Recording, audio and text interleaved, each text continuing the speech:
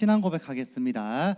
주는 그리스도시요 살아계신 하나님의 아들이십니다. 아멘. 우리 옆에 분들에게 이렇게 인사하겠습니다. 현장 살리는 파수꾼이십니다. 오늘 또 주신 강단 말씀을 우리가 굳게 붙잡고 현장에서 승리하시길 바랍니다. 오늘 말씀의 제목은 세 가지 현장 살리는 캠프입니다.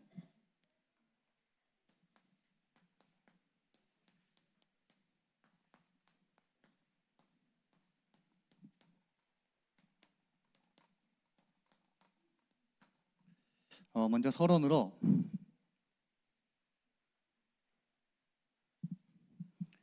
캠프는 무엇이냐, 여러 가지 의미가 있고 우리가 이렇게 기도하면서 할 수 있지만 오늘 말씀의 서론으로는 캠프는 무엇이냐, 내가 증인으로 서는 것입니다. 증인은 무엇이냐, 내가 본 것, 들은 것, 체험한 것을 말합니다. 우리는 어떤 증인으로 서야 됩니까? 먼저는 나는 하나님 말씀의 증인이다. 요한복음 1장 1절, 태초에 말씀이 계시니라, 이 말씀이 하나님과 함께 계셨으니 이 말씀은 곧 하나님이시다. 14절을 보면 말씀이 육신이 되어 우리 가운데 거하심에 우리가 그의 영광을 보니 아버지의 독생자의 영광이요 은혜와 진리가 충만하더라. 누가복음에는 이렇게 나와 있습니다. 누가복음 1장 37절에 하나님의 모든 말씀은 능하지 못하심이 없느니라. 이사야서 40장 8절, 풀은 마르고 꽃은 시드나 우리 하나님의 말씀은 영원히 서리라. 말씀이 곧 하나님이시고 그 말씀이 육신이 되어 우리 안에 거하시며 이 말씀은 능하지 못하심이 없을 뿐만 아니라 영원히 선다고 하셨습니다. 우리는 하나님의 말씀을 듣고 알고 믿고 행하고 전하는 말씀의 증인입니다. 그리고 우리는 예수 그리스도 그 이름의 증인입니다.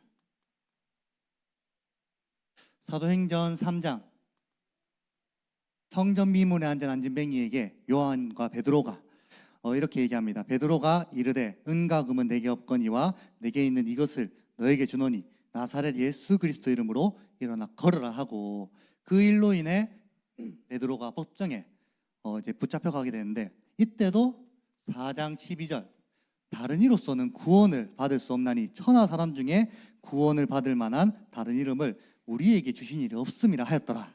그뿐만 아니라 우리가 그 예수 그리스도의 이름이 현장의 흑암을 꺾는 유일한 권세, 어떤 이름이냐, 그리스도입니다.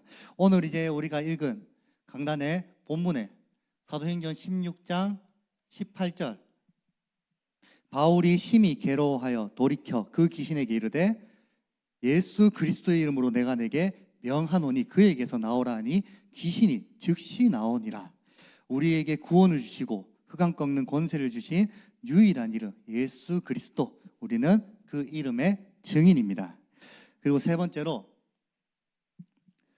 여기 계시는 모든 성도님들, 저와 여러분들은 성령의 인도, 역사, 열매 증인입니다. 고린도전서 3장 16절,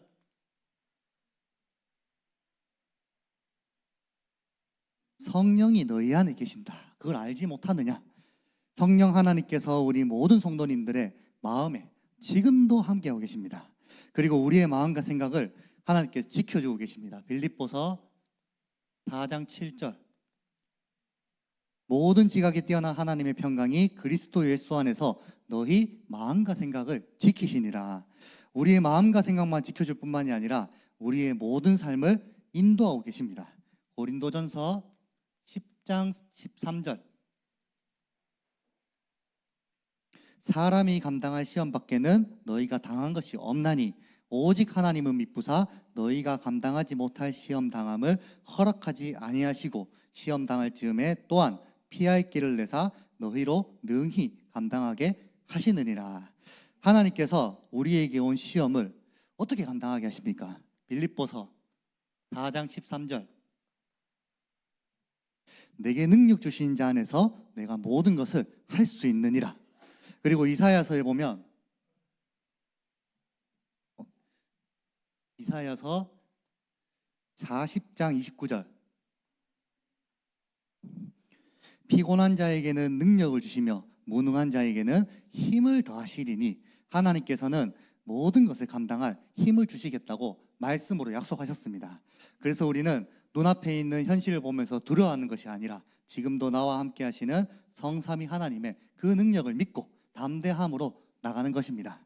우리 마지막으로 이사야 41장 10절 말씀에 두려워하지 말라 내가 너와 함께 함이라 놀라지 말라 나는 내 하나님이 됨이라 내가 너를 굳세게 하리라 참으로 너를 도와주리라 참으로 나의 의로운 손으로 너를 붙들리라. 우리는 오늘도 지금도 영원히 함께 하시는 그 성령의 증인입니다. 우리가 오늘 예배 마치면 모든 성도님들이 가정으로 돌아가게 됩니다. 내일이면 각자에게 주어진 현장으로 가게 됩니다. 렘넌트는 학교 현장으로, 직장인은 직장 현장으로, 이제 주부는 가정 현장으로. 우리가 현장으로 가는 모든 걸음이 캠프의 걸음이고 그 걸음 속에 나는 하나님의 말씀의 증인으로 렘넌트를 학교 가는 거고 예수 그리스도 이름의 증인으로 직장에 가고 지금도 나와 함께 하시고 나를 인도하시며 모든 역사를 이루시는 성령의 증인으로 현장으로 가기를 바랍니다. 오늘 말씀의 본론으로 말씀의 제목이 세 가지 현장 살리는 캠프라고 했는데 그게 크게 나누어서 세 가지지 사실 우리는 모든 현장을 다 살려야 합니다. 그러기 위해서 가장 먼저 살려야 할 현장이 바로 나입니다. 그래서 나를 살리는 캠프.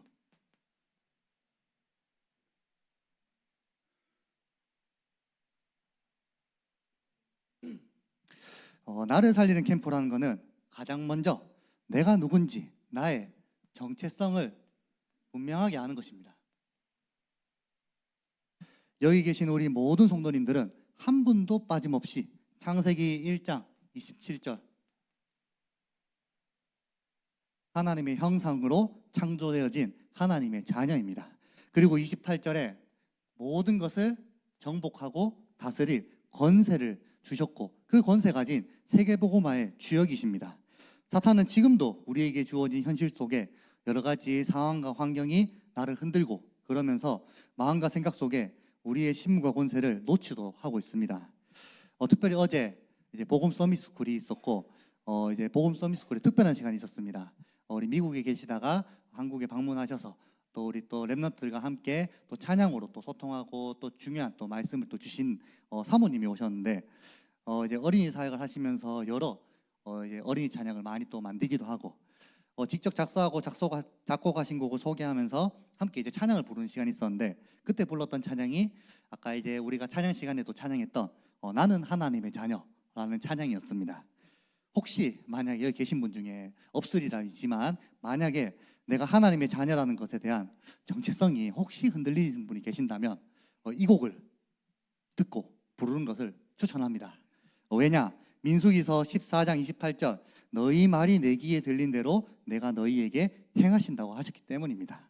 내 마음과 생각에는 불신앙이 있을지라도 내 입술의 고백이 하나님을 찬양하는 믿음의 고백이라면 하나님께서는 그 고백을 들으시고 우리에게 응답하시고 역사하실 것입니다. 그리고 두 번째로 이제 내가 누군지 분명하게 알았다면 이제는 나의 정체성과 함께 나를 살리는 확신을 가져야 합니다. 나는 구원받은 하나님의 자녀다. 이 구원의 확신. 지금도 하나님께서는 나를 인도하고 계신다는 인도의 확신. 예수 그리스도께서 세상을 이기셨고 그 승리를 우리에게 주셨다는 승리의 확신. 내가 지금 하나님께 기도하면 그 기도에 하나님께서는 반드시 응답하신다는 기도 응답의 확신. 나의 죄를 하나님께 고백할 때 하나님께서는 우리의 모든 죄를 씻어 주시고 용서해 주신다는 사죄의 확신. 이 다섯 가지 확신이 있어야 내가 하나님의 자녀라는 정체성이 흔들리지 않습니다. 그럼에도 불구하고 사탄은 계속해서 우리를 어떻게든 자꾸 찌르고 공격하고 자꾸 낙심하고 무너지도록 계속 흔들고 쌩 난리를 칩니다. 이 다섯 가지 확신이 우리가 이제 뭐 전쟁이나 여러 그렇게 비유를 했을 때 방어 수단이라면 우리는 이제 방어만 할 것이 아니라 공격할 무기가 있어야 되는데 그 무기가 뭐냐? 바로 그리스도의 세 가지 직분입니다. 베드로전서 2장 9절 너희는 택하신 족속이요 왕 같은 제사장들이요 거룩한 나라요 그의 소유가 된 백성이니 하나님께서는 우리에게 이 그리스도의 세 가지 직분을 그 권세를 주셨습니다. 구약 시대 때는 제사장을 따로 세웠고 왕이 따로 있었고 선지자가 따로 있었다면 신약 시대에는 예수님께서 그 일을 다 이루시면서 동일한 권세를 우리에게 주셨습니다. 그 그리스도의 이 세 가지 직분의 권세를 우리에게 주신 것입니다. 베드로전서 2장 9절. 혹시 이 시간 이후에 마귀가 사탄이 내 마음과 생각을 흔들고 그게 내가 이제 인지가 되었다. 그러면 바로 그리스도 이름 고백하고 모든 불신앙을 날려버리시길 바랍니다. 제가 이제 저희 집에 아이 둘을 키웁니다. 아이 둘을 키우고 지금 이제 어린이집을 다니고 있는데 어린이집에서 보험 교육을 얼마나 이제 각인뿌리 체질되게 이제 배웠는지 이제 유진이가 집에 오면 이렇게 얘기합니다. 뭔가 길다란 것만 있으면 전부 다 일단은 뱀 그러고 뱀이 이게 또 성경에 사탄과 연관되어 있기 때문에 뱀 그러고 사탄 그러고 사탄 그러면 바로 이제 뭐가 나오냐? 저희가 시킨 건 아닙니다. 어린이집에서 가르친 것 같은데 이제 그리스도 꽝꽝꽝 하면서 그래서 이제 뭐 볼 때마다 그래서 사탄 어떻게 해야 되지? 요즘 계속 막 꽝꽝꽝. 네, 여러분도 혹시 내 마음에 불신앙 또 사탄의 공격 흔들리는 게 있다면 그리스도를 선포하고 사탄의 모든 것을 꽝꽝꽝 물리치시길 바랍니다. 그 이제 두 번째입니다. 여기 계신 모든 성도님들은 교회를 살리는 주역이자 교회 살리는 캠프의 증인입니다.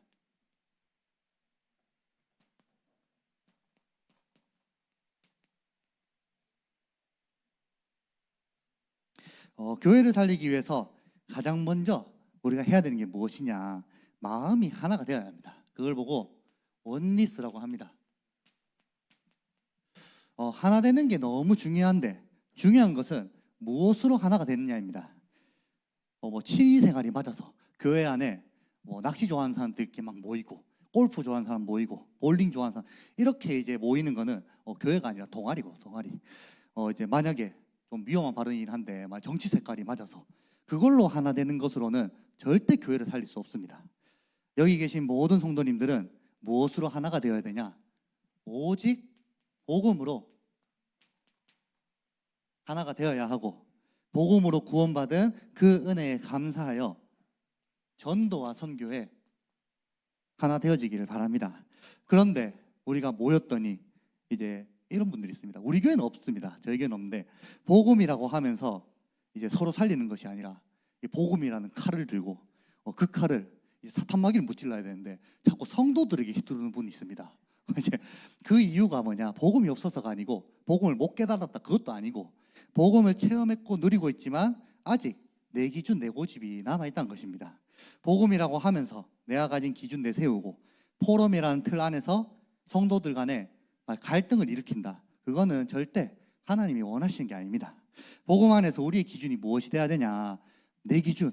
그래서 이제 내 기준이 돼야 되는 게 아니고 그래서 제일 조심해야 되고 위험한 발언이 우리가 포럼 하다가 갑자기 이런 말 하면 내 생각에는 그 정말 위험한 발언입니다. 그러니까 실컷 강남 말씀 다 들어놓고 근데 있잖아 내가 생각해보니까 결국 내 생각이거든요. 이제 그게 아니라 우리의 기준이 무엇이 돼야 되냐? 강단이 우리의 기준이 돼야 됩니다. 그래서 혹시나 무슨 일이 생겼다 이번 주 강단 말씀에 목사님께서 이런 말씀하셨다 이렇게 해야지 내가 아무리 생각해보니까 그러면 이제 내 생각이기 때문에 우리는 강단 말씀에 기준을 두고 그래서 이제 복음 안에서 우리의 기준은 강단 말씀이 되어야 합니다. 저는 오늘 강단 말씀 들으면서 제가 붙잡은 레마의 말씀이 뭐였냐? 나는 네피림 현장 살리고 치유하는 파수꾼이다. 기도 제목으로는 현장에 역사하는 강한 자를 결박하게 하소서. 전도는 월요일에 있는 대명동 캠프 또 금요일에 있는 이곡동 캠프의 구원의 길을 전하자. 실천사항은 대명동과 이곡동에 역사하는 흑암 줄기와 흑암 문화를 세밀하게 분석하자. 왜냐? 기도 제목으로 강한 자를 결박하게 해달라 했는데 그 강한 자가 뭔지 어디서 뭐 하는지 그거를 이제 세밀하게 알아야 되기 때문에 실선상으로 그렇게 잡게 되었습니다. 우리가 강단 말씀 안에서 내가 붙잡은 사모늘로 오늘 강단 말씀에서도 계속 나왔는데 그 사모늘을 성도들과 함께 포럼하는 것이 교회를 살리는 가장 중요한 교회 캠프입니다. 그래서 교회 안에서 계속 광고하고 있고 오늘도 광고했던 이제 전도의 모임, 평일 중에는 구역 모임이 있고 우리 주일에는 전도의 모임이 있습니다. 그 모임과 포럼에 꼭 참석하셔서 성도의 교제를 누리시길 바랍니다. 우리가 이제 예배 때마다 강단 예배 때 매주 고백하는 사도신경이라는 기도 안에 이 내용이 있습니다. 성도가 서로 교통하는 것과 그 말은 뭐냐? 성도의 교제를 말하고 있습니다. 교회 안에서 불신앙의 말만 없어져도 교회는 살아나게 됩니다. 혹시 불신앙 포럼을 하시는 성도가 이제 말 보인다, 바로 달려가서 꽝꽝꽝 하시길 바랍니다. 이제 세 번째로 이제 우리는 하나님이 나에게 맡기신 현장을 살리러 가야 합니다. 그래서 현장 살리는 캠프의 주역으로 우리 모든 성도님들이 서시길 바랍니다. 아까 서론에서 앞서 말했듯이 하나님께서는 우리를 증인으로 부르셨습니다. 그래서 우리는 현장의 증인으로 가는 것이고 내가 듣고 깨달은 이 믿음, 이 복음을 자연스럽게 우리가 간증하는 것입니다. 만약에 맛있는 음식을 먹으면 어디서 무슨 음식을 먹었다고 주위 사람한테 말합니다. 물어보지도 않았는데 만약에 재밌는 드라마나 영화를 봤다면 그 내용을 생생하게 묘사하면서 전달하게 됩니다. 제가 옛날에 한 5년 이 정도 됐습니다. 이제 제가 어느 날 이제 돈가스를 하나 먹었는데 제가 인생에서 먹은 돈가스 중에 제일 맛있었습니다. 이제 얼마나 맛있었냐? 그 돈가스가 제가 그때 회사에서 일을 하고 있을 텐데 너무 맛있어서 회사에 있는 모든 사람을 차례차례 돈가스 집에 다 데리고 갈 정도로, 그냥 이렇게 말하면 모르실 텐데 참고로 돈가스 집이 어디 있었냐? 송현동에 있었습니다. 회사가 어디였냐? 고령이었습니다. 그래서 고령에서 한 명씩 하면 나중에 이제 회사 회식을 거기서 할 정도로, 그래서 이제 뭐 나중에는 돈가스 먹이고 마음은 열리고 그래서 복음 전하고 뭐 이런 짓 있었는데 왜냐? 너무 맛있어가지고 내 혼자 먹기 너무 아깝다. 이 돈가스의 맛을 다 보여줘야겠다. 이 얘기하는데 제 말을 이제 이해하고 공감하시는 분은 지금 교회에 딱 한 분 계십니다. 왜냐? 저랑 같이 돈가스를 먹었기 때문입니다. 그래서 이제 돈가스 하나 맛있게 먹어도 성도 주위 사람들한테 얘기를 하는데, 그리고 랩런트들이 그런 게 있습니다. 절대 얘기하지 마라 하는데 참을 수 없는 거. 예를 들면 누구랑 사귄다. 이거를 랩런트들에게 너 이거 절대 얘기하지 마. 알겠지? 얘랑 사귀는데 이거 절대 얘기하지 마라. 참을 수 없을 겁니다. 이제 우리가 예수가 그리스도라는 그 사실이 누구랑 사귄다, 이거를 참는 것보다 더 참을 수 없을 만큼 현장에 복음을 전하는 전도자로 서시기를 바랍니다. 하물며 우리 인생을 살리시고 영원한 축복을 받은 이 사실이 내가 믿어진다면 우리 모든 성도님들이 입이 막 근지러워가지고 참을 수 없기를 바랍니다. 혹시 만약에 우리의 삶과 인생 속에 어려운 문제 또 여러 가지 사건을 겪으시는 분이 계십니까? 하나님께서 나에게 먼저 이 문제와 사건을 허락하신 이유가 무엇이냐? 나와 같은 사람을 살리라는 특별한 미션을 주신 것입니다. 그래서 창세기 45장 5절에 요셉이 이런 고백을 합니다. 당신들이 나를 이곳에 팔았다고 해서 근심하지 마소서, 한탄하지 마소서. 하나님이 생명을 구원하시려고 나를 당신들보다 먼저 보내셨나이다. 요셉에게 온 어려움과 문제들은 요셉을 전도자로 세우기 위한 가정가문 복음화, 애국 복음화, 세계 복음화의 중요한 발판이자 하나님의 특별한 계획이었습니다. 저는 어릴 때 이제 부모님이 이혼을 했습니다. 이혼 가정에서 자랐기 때문에 거기에서 오는 여러 가지 아픔도 있고 상처도 있고 어려움과 문제가 많았습니다. 물론 그 당시에는 너무 힘들었고 이제 와서 이렇게 얘기하는 거지, 그 당시에는 저도 야 이거 우리 집 왜 저럴까 늘 생각하던 게, 나는 왜 엄마가 없을까, 그렇게 이제 늘 생각하면서 살아왔었는데 하나님의 은혜로 복음 안에 들어오게 되었고 가정에서의 문제를 이제 복음의 눈으로 재해석하게 되니까 그때부터 하나님 주신 응답이 뭐냐, 현장에서 만나는 사람마다 저는 희한하게 이게 가정에 문제 있는 사람들만 자꾸 만나게 되는 겁니다. 물론 옛날보다 지금이 이혼율이 더 높아진 것도 있지만 제가 여기에 대한 분명한 답을 가지고 있으니까 하나님께서 답이 필요한 사람을 보내시고 붙이시는 겁니다. 마찬가지로 혹시 어려운 문제, 말 못할 사정, 이제 그런 게 있으신 분들은 이제 우리가 복음의 눈으로 하나님의 계획을 바라보고 우리가 그거를 복음 안에서 올바른 진단과 정답을 내렸다면 그때부터 하나님이 나는 이제 이 문제에서 해방됐는데 나와 같은 문제 속에 아직도 해방받지 못한 사람을 붙여주실 겁니다. 왜냐?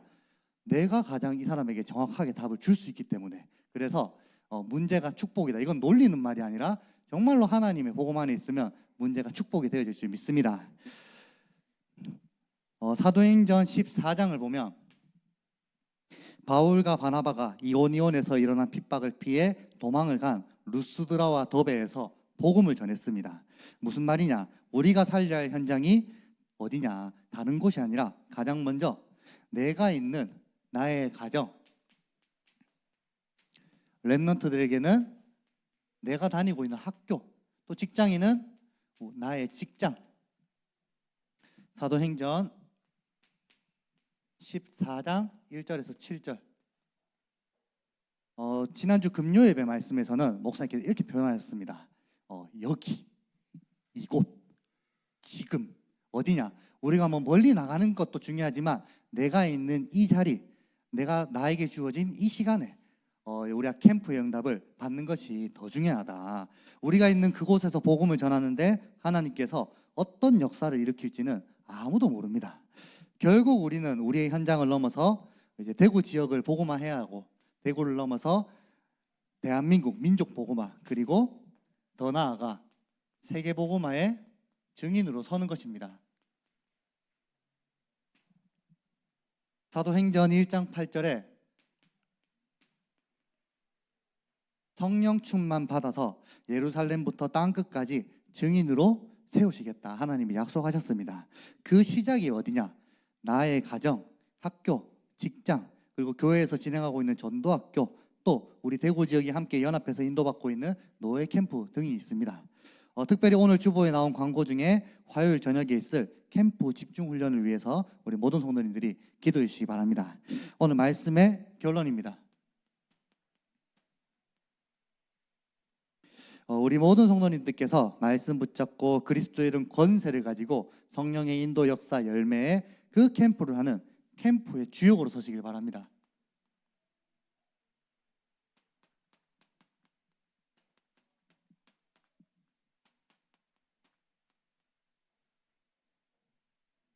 우리가 어디로 가서 캠프를 해야 합니까? 물론 장소를 정해야 하지만 궁극적으로는 하나님이 보내시는 곳이라면 어디든 가야 합니다.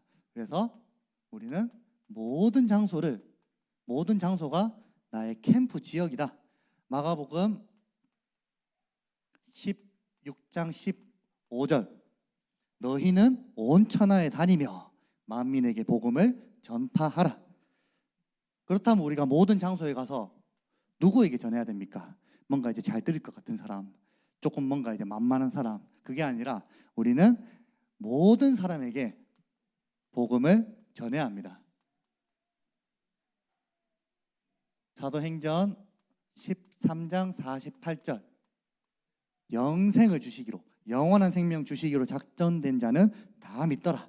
현장에 하나님이 예비한 작정된 영혼이 있습니다. 내 눈으로는 볼 수 없고 찾을 수 없기 때문에 우리가 말씀 붙잡고 모든 사람에게 복음을 전하는 것입니다. 제가 예전에 군대를 가기 전에 입대를 앞두고 그래도 군대 가기 전에 조금 이제 훈련 받고 준비해서 가야 되지 않겠나 해서 1차 합숙을 갔었습니다. 혼자서 이제 북부정장 가서 버스 타고 이렇게 이천터미널 내리고 갔었는데 다녀오신 분들은 다 아시겠지만 중간에 이제 둘째 날 셋째 날에 이제 현장으로 가게 됩니다. 저는 이제 이천터미널을 갔는데 그러면서 사람들에게 복음을 전하는 훈련 속에 어느 분식집에 가서 이제 혼자 앉아서 이제 분식을 먹고 있는 어떤 이제 여자 학생 한 명이 앉아 있길래 이제 갈 시간도 얼마 안 남았고 이 사람에게 내가 마지막으로 복음을 전하고 가야겠다. 이제 해서 조용히 가서 이렇게 말을 걸고 복음을 전했습니다. 근데 이제 별다른 이제 반응은 없는데 계속 듣고 있는 겁니다. 듣고 있다가 갑자기 이제 뭔가 옆에 낌새가 이상해서 옆에 살짝 봤더니 뭔가 눈물이 뚝뚝뚝뚝. 그래가지고 마음속으로는 야, 드디어 나도 이런 사람을 만났구나. 막 복음을 전하는데 복음에 감격해서 막 눈물 뚝뚝 흘리는 사람을 만났구나. 너무 감사한 것도 있지만 너무 또 뿌듯하고 여러 가지 감정이 있었는데, 그러고 이제 영접기도 마친 다음에 그 이제 여학생이 저한테 뭐라고 얘기하냐, 제발 그만 좀 하세요. 그게 왜 그러냐, 자기가 여기서 떡볶이를 먹고 있는 중에 제가 3번째로 왔다는 겁니다. 그러니까 그 여학생이 이제 성격이 이제 조금 소극적이어서 거절을 못하는 성격이라 이미 다른 사람이 와서 복음을 전했을 때 자기가 먹다가도 이제 멈추고 복음을 듣고 영접을 하고, 제가 왔을 때 벌써 영접을 3번째 한 겁니다. 그러니까 다 도저히 안 되겠다 싶어가지고 저한테 울면서 제발 그만 좀 하세요. 제가 그러면서 처음에는 이렇게 복음 전했더니 막 눈물 흘리는 이런 역사가 나한테 일어나는구나. 근데 또 막상 내막을 알아보니 뭐 이런 이제 경험도 있었는데, 그게 또 현장에 복음을 전하다 보면 여러 가지 재미있는 에피소드가 많이 일어납니다. 그래서 이제 이 사람은 받을 사람인 것 같고 뭔가 이 사람 아닌 것 같고, 그거는 내 기준이고 하나님이 보실 때 어떤 사람을 예비해 놨을지 모르기 때문에 우리는 가는 모든 장소에 또 만나는 모든 사람 복음을 전하는 응답과 축복이 있기를 바랍니다. 우리 마지막으로, 그렇다면 첫 번째는 어디서, 모든 장소, 누구에게, 모든 사람, 언제, 모든 시간입니다. 디모데후서 4장 2절.